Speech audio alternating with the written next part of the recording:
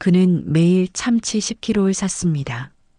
그리고 그 이유를 아무에게도 말하지 않았습니다. 새벽 4시 47분, 청해참치 문이 열렸습니다. 종이 울렸습니다. 한만식 노인이 들어왔습니다. 매일 같은 시간, 같은 걸음걸이였습니다. 뱃살 10kg. 윤기섭 사장은 고개를 들지 않았습니다. 알고 있었습니다.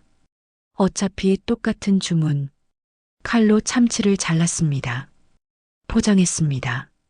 계산했습니다. 45만 원입니다.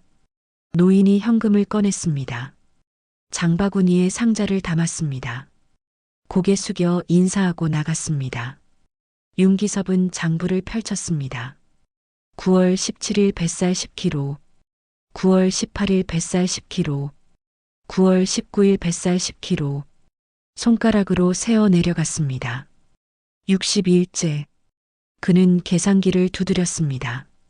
62일 동안 10kg, 620kg. 이게 말이 됩니까? 한 사람이 2달 동안 620kg? 뭔가 이상했습니다. 혹시 도매로 넘기십니까? 며칠 전에 물어봤었습니다. 제가 씁니다. 노인의 대답은 짧았습니다. 더 이상 말하지 않았습니다. 윤기섭은 전화기를 받습니다. 손이 갔습니다. 멈칫했습니다. 다시 갔습니다. 경찰서죠? 신고할 게 있습니다. 다음 날 새벽, 경찰차가 노인의 집 앞에 섰습니다. 오지훈 경사와 윤기섭이 내렸습니다. 문을 두드렸습니다. 대답이 없었습니다. 문을 열었습니다. 잠기지 않았습니다. 차가운 공기가 쏟아졌습니다. 집안에 냉동고가 3대 있었습니다. 다른 가구는 없었습니다. 냉동고만 있었습니다. 오지훈이 뚜껑을 열었습니다. 하얀 김이 올라왔습니다. 비닐 포장, 참치, 그리고 메모지. 6월 17일 인후, 6월 18일 인후, 6월 19일 인후. 두 번째 냉동고를 열었습니다. 8월 2일 인후, 8월 3일 인후. 세 번째도 열었습니다. 11월 17일 인후. 같은 이름이었습니다. 매일 같은 이름. 이게 뭡니까? 윤기섭의 목소리가 떨렸습니다. 노인이 구석 의자에 앉아 있었습니다. 향을 피우고 있었습니다. 인후입니까? 오지훈이 조심스레 물었습니다. 노인이 천천히 고개를 끄덕였습니다. 제 아들입니다. 지금 어디 계십니까? 죽었습니다. 침묵이 흘렀습니다. 10년 전에요. 벽에 사진이 걸려 있었습니다. 젊은 남자가 참치를 썰고 있었습니다. 환하게 웃고 있었습니다. 왜 이렇게 많이 사십니까? 윤기섭이 겨우 물었습니다. 노인은 대답하지 않았습니다. 그냥 향을 바라봤습니다. 연기가 천천히 올라갔습니다. 10년 전의 기장항은 활기찼습니다. 새벽마다 트럭이 들고 나며 얼음 냄새와 비린내가 섞였어요. 그 속에서 해송이라는 작은 일식집이 불빛을 켰습니다. 한만식과 아들 인우가 함께 주방에 서 있었습니다. 부자는 나란히 칼을 들고 참치를 손질했습니다. 칼끝이 살을 따라 미끄러지듯 움직였어요. 살점이 매끈이 갈라지고 바다는 멀리서 출렁였습니다. 인우는 말이 적었지만 눈빛은 맑았습니다. 아버지, 이 부분은 조금 더 얇게 썰어야 해요. 한만식은 고개를 끄덕이며 웃었습니다. 그래, 너는 손이 참 섬세하구나. 그 짧은 대화가 마지막이 될 줄 몰랐습니다. 그날 저녁 주방에서 작은 불씨가 튀었습니다. 환풍기 안에 기름이 불을 붙였습니다. 인우는 손님들을 밖으로 내보내며 아버지 나가세요 하고 외쳤습니다. 한만식은 불길 속으로 뛰어들려 했지만 직원들이 그를 붙잡았습니다. 아드님은 금방 나올 겁니다. 그러나 인우는 나오지 않았습니다. 화염이 주방을 삼켰고 그 자리엔 검게 그을린 칼 하나만 남았습니다. 한만식은 그날 이후 바다를 바라보며 앉아 있었습니다. 바람이 얼굴을 때려도 아무 감정이 나지 않았습니다. 그는 날마다 어시장을 돌며 같은 부위를 찾았습니다. 인우가 마지막으로 손질하던 도로 참치 뱃살이었습니다. 이 부위였지요. 아들이 손끝으로 만지던 자리요. 그는 누구에게도 설명하지 않았습니다. 그저 무겁게 돈을 내고 포장된 상자를 들고 집으로 갔습니다. 그의 삶은 그날 멈췄습니다. 낮에는 항구를 걷고 밤이면 냉동고 앞에 앉았습니다. 불길 속에서 사라진 아들이 아직도 돌아올 것처럼 문을 바라봤어요. 그러나 문은 한 번도 열리지 않았습니다. 그는 그 이후로 매일 같은 시간에 같은 무게의 참치를 샀습니다. 그게 그의 하루였고 숨쉬는 이유였습니다. 새벽 공기는 늘 같았습니다. 바다에서 밀려오는 냄새와 트럭 바퀴가 남긴 물자국이 겹쳤어요. 한만식 노인은 오늘도 청해참치 문을 밀었습니다. 종소리가 짧게 울리고 윤기섭 사장은 잠시 눈을 들어 그를 봤습니다. 그 얼굴은 더 야위었지만 걸음은 여전히 일정했어요. 오늘도 같은 걸로요. 짧은 말이 남고 포장된 상자가 차례로 손에 들렸습니다. 집에 돌아온 노인은 장갑을 벗었습니다. 장갑 안쪽은 젖어 있었어요. 그는 냉동고를 열고 어제의 포장을 옮겼습니다. 메모지에 날짜를 적고 테이프로 붙였습니다. 11월 19일 인우. 손글씨가 어제와 같았습니다. 그는 접시를 꺼내 물에 헹구고 참치를 얇게 썰었습니다. 살점이 칼끝에서 부서지듯 떨어졌습니다.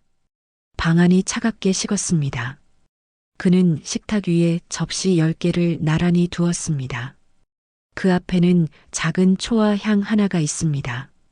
불빛이 일렁이며 그림자가 길게 드리워졌습니다. 노인은 허리를 굽히며 앉았습니다. 고개를 숙인 채 손을 모았습니다. 입술이 거의 움직이지 않았습니다.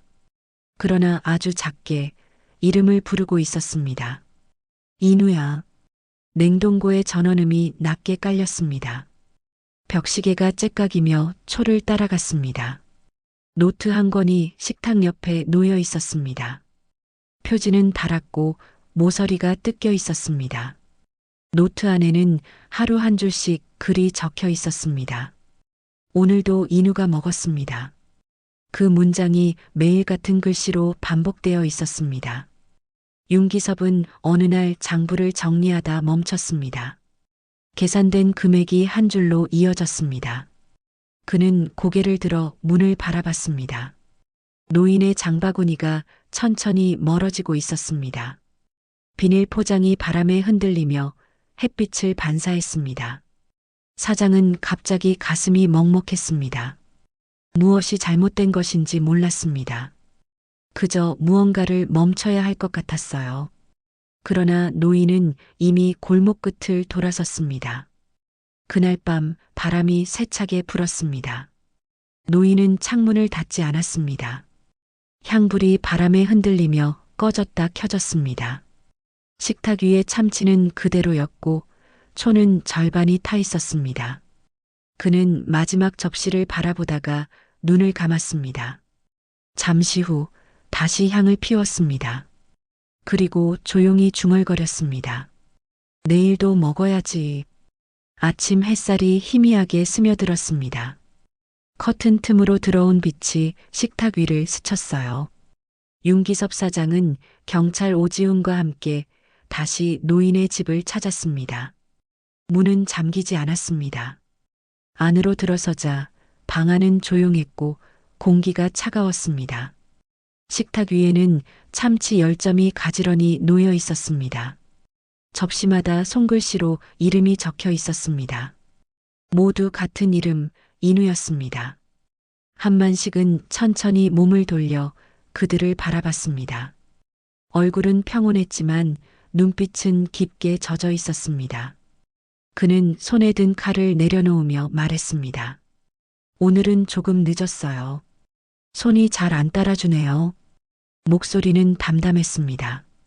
윤기섭은 한 발 앞으로 다가갔습니다. 이게 다 인우입니까? 노인은 잠시 숨을 고르고 고개를 끄덕였습니다. 그는 식탁 옆에서 낡은 노트를 꺼냈습니다. 노트의 표지는 오래된 얼룩으로 얼룩져 있었습니다. 한만식은 천천히 펼쳤습니다. 페이지마다 날짜와 같은 문장이 이어져 있었습니다. 오늘도 인우가 먹었습니다. 그가 손끝으로 글씨를 짚으며 웃었습니다. 아들이 마지막으로 손질하던 부위가 이겁니다. 도로 참치 뱃살이지요. 그날 이후로 난 매일 이걸 사서 상을 차렸어요. 경찰은 조용히 노트를 넘겼습니다. 종이 사이에 한 장의 메모가 끼워져 있었습니다. 아버지, 내일도 이 부위요. 아들의 글씨체였습니다. 한만식은 눈을 감았다가 떴습니다. 그날은 불이 났어요. 난 밖에 있었고 인우는 안에 있었죠. 목소리가 잠시 끊겼습니다. 그는 숨을 고르며 계속했습니다. 내가 그 칼을 들어야 했는데 대신 들게 했어요. 그게 마음에 남아서요. 윤기섭은 아무 말도 하지 못했습니다. 방 안의 공기가 묵직하게 내려앉았습니다. 한만식은 다시 식탁 앞에 앉아 향을 피웠습니다. 작은 연기가 위로 올라갔습니다. 그는 고개를 숙이고 천천히 절을 했습니다. 손끝이 미세하게 떨렸습니다. 이제는 덜 미안하려고 합니다. 말은 작았지만 또렷했습니다. 파도 소리가 멀리서 들렸습니다. 창문 틈으로 바람이 들어와 향 연기를 흔들었습니다. 그 연기가 인우의 사진 앞에서 잠시 머물다 사라졌습니다. 윤기섭은 그 모습을 보며 손을 모았습니다. 그의 눈가에 빛이 번졌습니다. 아무도 울지 않았지만 방 안에는 눈물의 냄새가 가득했습니다.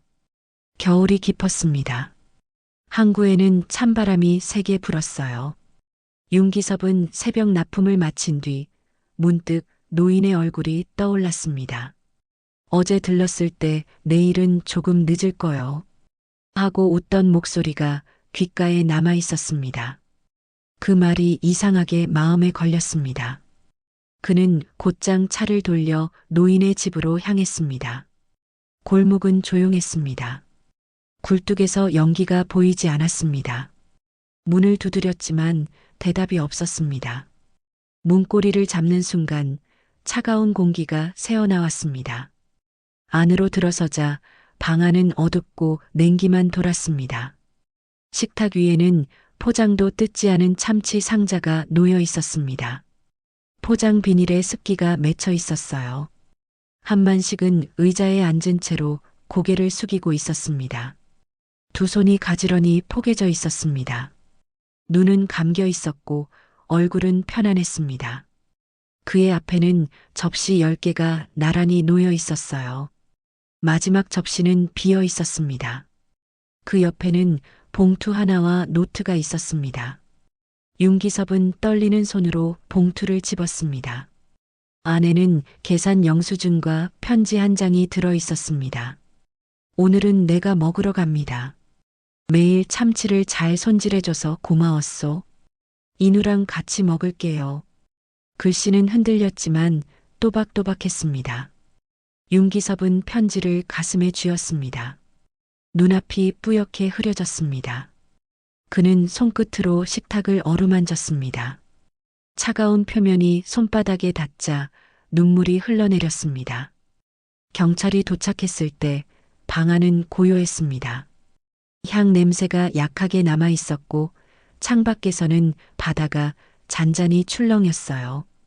윤기섭은 노트와 편지를 봉투에 담았습니다.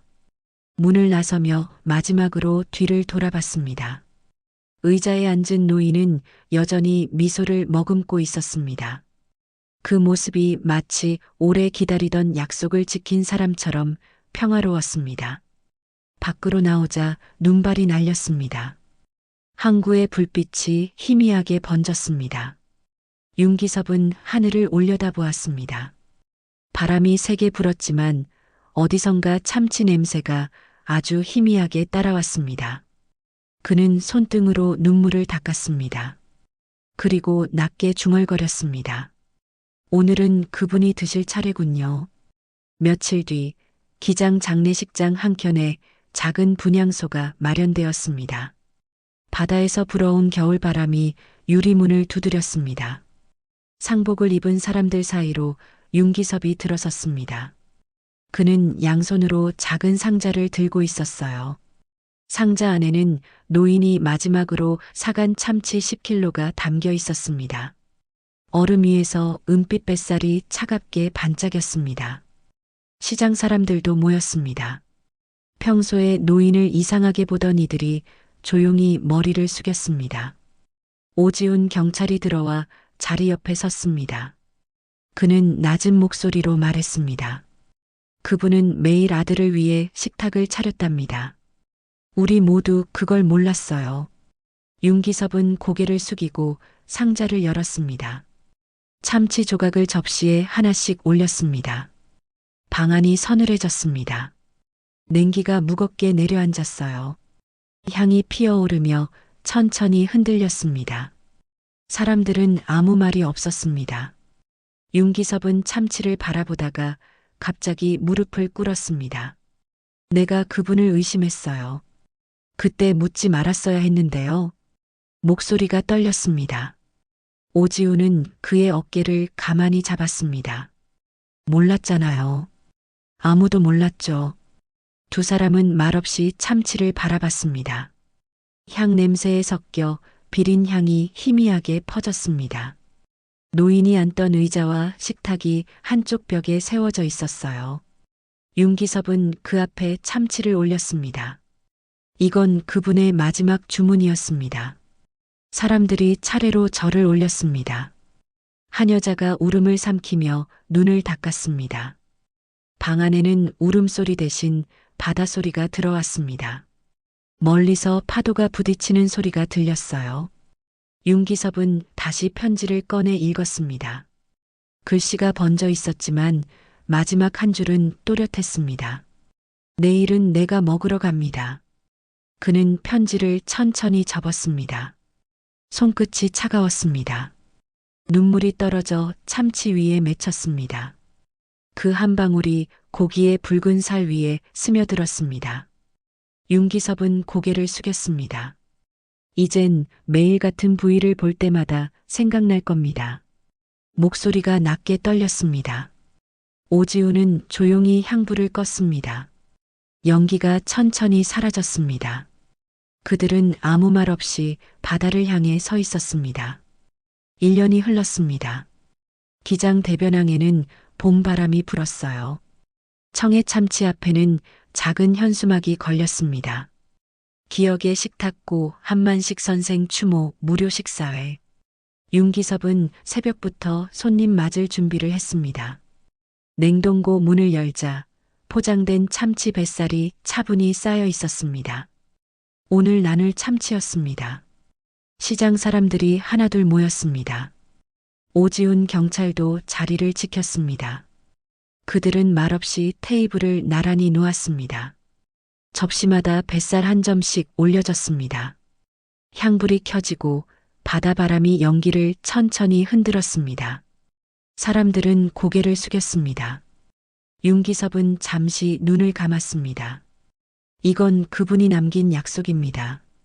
누군가를 기억하는 건 이렇게 나누는 일이었어요. 그는 참치를 들고 바다를 바라봤습니다. 햇빛이 물결 위에서 반짝였어요. 접시를 하나씩 들고 온 사람들은 말없이 웃었습니다. 아이들도 조용히 손을 모았습니다. 식탁 위에는 더 이상 비린내가 나지 않았습니다. 대신 구수한 밥 냄새와 따뜻한 국물 냄새가 섞였습니다. 윤기섭은 마지막 접시를 들고 항구 끝으로 걸어갔습니다. 파도가 부서지는 소리가 들렸습니다. 그는 접시를 바다에 살짝 던졌습니다. 참치 조각이 물결 위에서 잠시 반짝이다가 천천히 가라앉았습니다. 바람이 불고 햇살이 수면에 흩어졌습니다. 윤기섭은 조용히 중얼거렸습니다. 이제는 조금 덜 미안하실 겁니다. 목소리가 잔잔했습니다. 오지훈이 고개를 끄덕였어요. 사람들은 바다를 향해 손을 모았습니다. 그 순간 파도 사이로 한 줄기 빛이 길게 내려왔습니다. 그 빛이 물결 위에서 흔들렸습니다. 마치 누군가 웃으며 인사하는 듯 했어요. 윤기섭은 천천히 고개를 숙였습니다. 식탁 위 향불이 마지막으로 흔들리다 잦아들었습니다. 바다는 고요했습니다. 오늘은 기억이 밥이 되는 날이었습니다. 바다는 오늘도 같은 파도를 밀어올립니다.